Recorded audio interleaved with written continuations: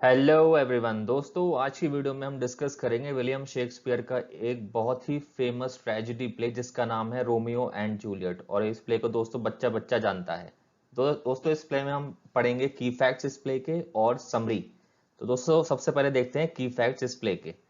दोस्तों इस प्ले का full title Romeo and Juliet है। इसको लिखा गया था 1591 से 1595 के बीच में। इसको लिखा था दोस्तों लंदन इंग्लैंड में। और इसको पब्लिश कराया गया था, जो इसकी ओरिजिनल पब्लिशिंग डेट है वो है 1597। इसका लिटरेरी पीरियड है दोस्तों रेनेसा पीरियड, और इसका यॉनर है एक ट्रेजिक प्ले। और दोस्तों इसकी सेटिंग रखी गई है इस प्ले की, वो रखी गई है वेरोना इटली में। तो चलिए अब इसकी समरी डिस्कस कर लेते हैं, और समरी के अंडर ही दोस्तों हम इसके कैरेक्टर्स भी देखेंगे वन बाय वन।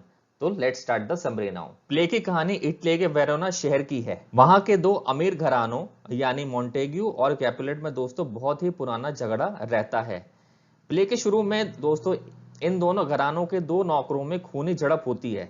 शहर के लोग आए दिन दोस्तों ऐसे झगड़ों से परेशान हो चुके हैं। तभी वेरोना शहर का एक राजकुमार जिसका नाम है यानी प्रिंस ऑफ वेरोना, उसका नाम था प्रिंस एस्कुलस, आता है और लोगों की शिकायत पर आदेश देता है कि अगर आगे से जिसने भी झगड़ा किया उसे मौत के घाट उतार दिया जाएगा। यानी उन दोनों में अब वो सुलह करवा लेता है और धमकी देता है कि अगर तुमने झगड़ा किया तो तुम्हें मौत के घाट उतार दिया जाएगा। इसी बीच दोस्तों बेनवोलियो अपने चचेरे भाई या आप इसे कजन भी बोल सकते हो रोमियो से मिलता है। रोमियो दोस्तों मोंटेग्यू का बेटा है। और रोमियो 16 साल का एक बहुत हैंडसम इंटेलिजेंट और सेंसिटिव लड़का है। आगे प्ले में दोस्तों रोमियो बहुत उदास दिखता है। बेनवोलियो उसकी उदासी का जब कारण पूछता है तो काफी पूछने पर दोस्तों रोमियो बताता है कि वो कैपुलेट घराने की एक लड़की जिसका नाम है रोजलिन, उसके प्यार में दोस्तों वो पड़ चुका है, यानी वो उससे प्यार करने लगा है। लेकिन वो लड़की उससे प्यार नहीं करती दोस्तों। बेनवोलियो रोमियो को समझाता है कि रोजलिन को भूल जाए और किसी और खूबसूरत लड़की से प्यार करे। लेकिन दोस्तों रोमियो कहता है कि ऐसा असंभव है, और वो और दुखी हो जाता है इस बात पर। इसी बीच दोस्तों प्रिंस एस्कुलस का रिश्तेदार पेरिस जूलियट के पिता लॉर्ड कैपुलेट से उसका हाथ मांग लेते हैं। जूलियट दोस्तों एक 13 साल की लड़की है और ये लॉर्ड एंड लेडी कैपुलेट की बेटी है। कैपुलेट दोस्तों बहुत खुश होता है, लेकिन पेरिस से कहता है कि जूलियट अभी 14 साल की भी नहीं हुई है और शादी के लिए 2 साल रुक जाओ आप अभी। कैपुलेट दोस्तों हर बार की तरह एक बड़ी दावत रखता है। वो पेरिस को भी उस दावत में दोस्तों इनवाइट करता है ताकि वो जूलियट से मिल सके और उसका दिल जीत सके। अब पेरिस जो है दोस्तों खुशी खुशी दावत में आने के लिए तैयार हो जाता है। बेनवोलियो और रोमियो दोस्तों अभी भी रोजलिन के बारे में बातें कर रहे थे। तभी कैपुलेट का अनपढ़ नौकर वहां से गुजरता है और उन्हें इनविटेशन की लिस्ट दिखाकर किसी का पता पूछता है। रोमियो दोस्तों लिस्ट में रोजलिन का नाम देखता है। अब नौकर के जाने के बाद दोस्तों बेनवोलियो कहता है कि उन दोनों को इस दावत में चुपके से जाना चाहिए। वह सोच रहा था कि जब रोमियो शहर की दूसरी सुंदर लड़कियों को देखेगा तो शायद रोजलिन को भूल जाएगा। अब रोमियो भी दोस्तों तैयार हो जाता है और उसे लगता है कि वो दावत में रोजलिन से मिल पाएगा। अब देखते हैं।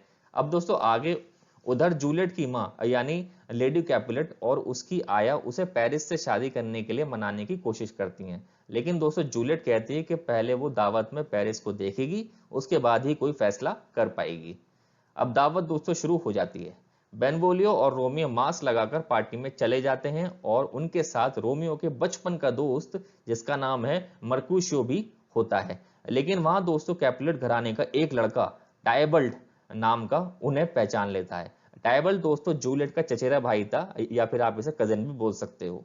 वो तलवार निकालकर उन पर हमला करने ही वाला था, लेकिन कैपुलेट जो है उसको रोक देते हैं और वो दोनों बिन बुलाए मेहमानों को दावत का आनंद लेने को कहते हैं।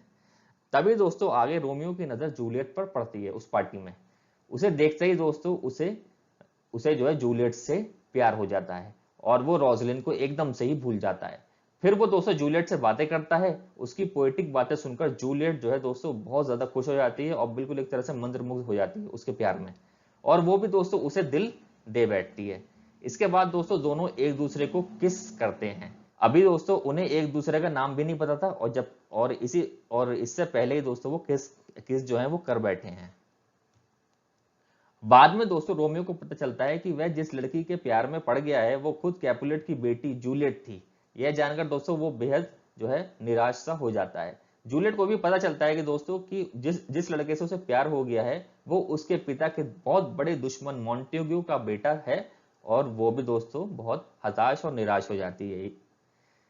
दावत के बाद दोस्तों रोमियो के दोस्त घर चले जाते हैं, लेकिन रोमियो बगीचे की दीवार फांदकर जूलियट के कमरे की खिड़की के नीचे खड़ा हो जाता है। वाह! जूलियट दोस्तों ऊपर खिड़की के पास छोटी बालकनी में खड़ी होती है।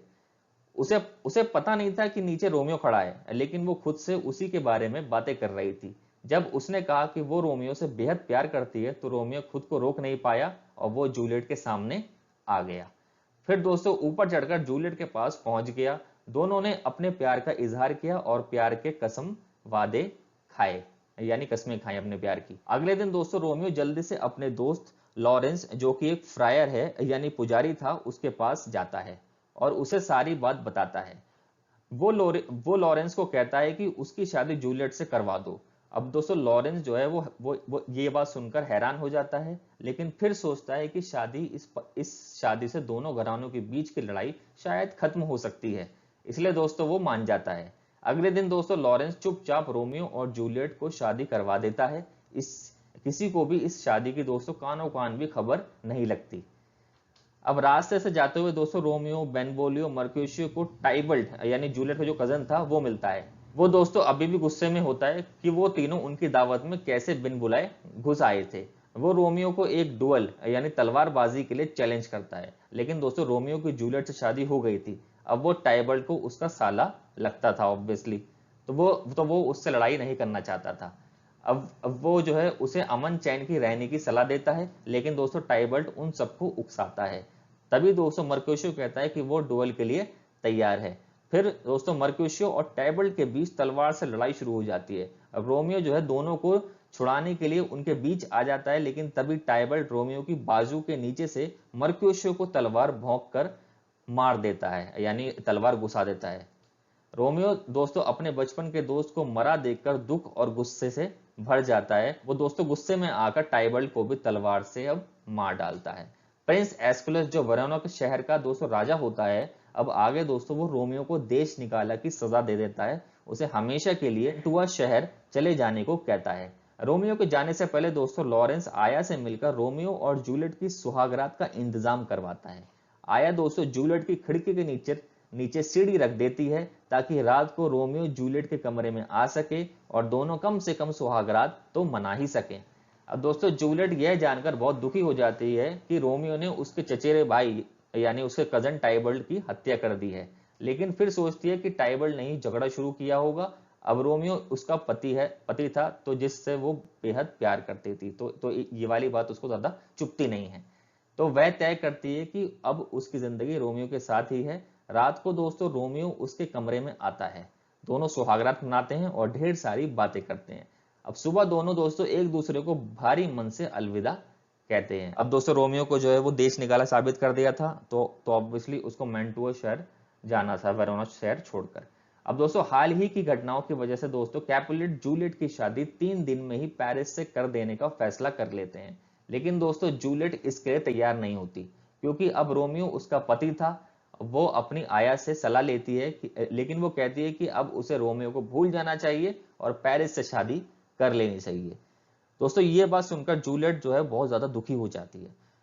फिर वो चुपके से लॉरेंस से मिलती है और उसे हर बात बताती है। अब दोस्तों आगे लॉरेंस एक प्लान बनाता है। वो जूलियट को एक दवाई देता है और कहता है कि दवाई पीकर जूलियट कुछ घंटों तक मृत रहेगी, यानी वो मरी रहेगी, यानी एक तरह से वो अनकॉन्शियस रहेगी, लेकिन बाद में दोस्तों वो जाग जाएगी। परिवार वाले दोस्तों जूलियट को मरा हुआ समझकर उसका शरीर जो है वो ग्रह में रख देंगे, यानी घर में रख देंगे, एक जगह रख देंगे, जहां से दोस्तों रोमियो उसे अपने साथ मैंटो शहर ले जाएगा। फिर दोनों वहां अपना जीवन सुखपूर्वक बिता सकेंगे। ये प्लान दोस्तों जूलियट बनाती है लॉरेंस के साथ, और प्लान के बाद दोस्तों वो चली जाती है अपने घर वापस। घर पहुंचकर दोस्तों जूलियट को पता चलता है कि उसकी शादी एक दिन पहले शिफ्ट कर दी गई है, यानी अगले ही दिन उसकी शादी होने वाली है। दोस्तों अब वो रात को दवाई पी लेती है, वही वाली दवाई पी लेती है जो लॉरेंस ने उसको दी थी। तभी उसकी आया देखती है और उसको लगता है कि जूलियट ने आत्महत्या कर ली है। दोस्तों कैपुलेट परिवार इस न्यूज से जो है बिल्कुल शोक में डूब जाता है। फिर दोस्तों जूलियट को वो मृत समझकर, यानी मरा हुआ समझकर, उसका शव जो है वो ग्रह में रख देते हैं। उधर दोस्तों लॉरेंस अपने दोस्त जॉन के हाथों रोमियो को मैसेज भिजवाता है जिसमें सारा प्लान लिखा हुआ होता है। अब लेकिन दुर्भाग्य से दोस्तों जॉन को प्लेग हो जाता है, यानी एक तरह से कोरोना वायरस समझ लो आप। तो प्लेग हो जाता है, उसे उसे उसे प्लेग से दोस्तों ग्रस्त समझकर उसे घर में क्वारंटीन कर दिया जाता है। इससे दोस्तों रोमियो को लॉरेंस के प्लान के बारे में कुछ भी नहीं पता चल पाता। बाकी लोगों की तरह उसे भी दोस्तों खबर मिलती है कि जूलियट ने आत्महत्या कर ली है। वह दोस्तों बहुत ज्यादा घोर निराशा और दुख में डूब जाता है। फिर वो दोस्तों एक दुकान से जहर की बोतल खरीदता है और वेरोना के लिए चल पड़ता है। वो दोस्तों जूलियट के पास जाकर और जहर पीकर प्राण त्याग देने की अब सोचता है, यानी मैं भी मर जाता हूं उसके पास जाकर। जब दोस्तों रोमियो शव ग्रह के बाहर पहुंचता है तो पेरिस उसे रोकने की कोशिश करता है। दुख में डूबा दोस्तों रोमियो उसे कहता है कि वो आत्महत्या करने के लिए आया है, इसलिए उसे अंदर जाने दे। पेरिस उसकी बात नहीं सुनता और उस पर तलवार से हमला कर देता है, लेकिन इस लड़ाई में दोस्तों रोमियो उसे मार देता है। शव घर के अंदर पहुंचकर दोस्तों अब रोमियो जूलियट का सिर गोद में रखकर रोने लगता है। वो उसे मरा हुआ समझता है, जबकि वो सिर्फ बेहोश थी, क्योंकि लॉरेंस और जूलियट का जो है ये वाला प्लान था। फिर वह अपने साथ लाया जहर भी पी लेता है और वहीं मर जाता है। तभी दोस्तों लॉरेंस आता है और देखता है कि रोमियो ने पेरिस को मार दिया और खुद जहर पीकर आत्महत्या कर ली है। इसी बीच दोस्तों जूलियट को होश आता है, अब वो यानी जाग जाती है। लॉरेंस जूलियट को वहां से भाग चलने के लिए कहता है, लेकिन वो नहीं मानती। तभी दोस्तों पहरेदारों के आने की आहट होती है और लॉरेंस जल्दी से वहां से चला जाता है। जूलियट देखती है कि अब दोस्तों जूलियट देखती है कि रोमियो ने उसे मरा जानकर उसके गम में जहर पीकर आत्महत्या कर ली है। वह दोस्तों घोर निराशा और शोक में डूब जाती है। फिर दोस्तों वह रोमियो को किस करती है ताकि रोमियो के होठों पर लगे जहर से उसकी भी मौत हो जाए, लेकिन दोस्तों जहर बहुत कम था और जूलियट इससे नहीं मरती। अंत में दोस्तों जूलियट रोमियो का खंजर लेती है और अपने सीने में उसे घुसा लेती है, यानी घोंप लेती है। खंजर मारने के बाद दोस्तों उसका जो मृत शरीर होता है जूलियट का, वो रोमियो के ऊपर एकदम से गिर जाता है। तभी दोस्तों प्रिंस, कैपुलेट्स और मॉन्टेग और तमाम लोग वहां पहुंचते हैं। लॉरेंस सबको रोमियो जूलियट के सच्चे प्यार और गुप्त शादी के बारे में अब दोस्तों बताता है प्ले के एंड में, और किस तरह उसने ही दोनों को मिलवाने का सारा प्लान बनाया था यह भी बताता है। मॉन्टेग्यू भी बताते हैं दोस्तों कि रोमियो की मां भी उसके देश निकाले के गम से चल बसी थी। दोनों ही घराने दोस्तों तर्क करते हैं कि इस दुश्मनी की वजह से दोनों ही पक्षों ने जाने कितने सारे लोगों को खो दिया था। दोस्तों इस दुश्मनी ने उनके जो दोनों बच्चे हैं रोमियो और जूलियट की जान भी ले ली थी। अपने बच्चों को मृत देखकर दोस्तों कैपुलेट्स और मॉन्टेग्यू अपने सालों पुरानी लड़ाई खत्म करने के लिए सहमत हो जाते हैं, यानी वो एग्री हो जाते हैं कि अब हम नहीं लड़ेंगे। वो दोस्तों रोमियो और जूलियट के सोने के स्टैच्यू वरोना शहर में लगाने की घोषणा करते हैं। अंत में दोस्तों प्रिंस एस्कुलस एक शेर कहते हैं, और वो शेर है दोस्तों, for never was a story of more woe than this of Juliet and her Romeo. और इसका मतलब है दोस्तों, जितनी दुख भरी कहानी है रोमियो और जूलियट की, उतनी नहीं होगी इतिहास में शायद किसी और की। और दोस्तों यहाँ पर प्ले का अंत हो जाता है। आई होप आपको प्ले अच्छा लगा होगा, समझ में आया होगा, एंड थैंक्स फॉर वॉचिंग।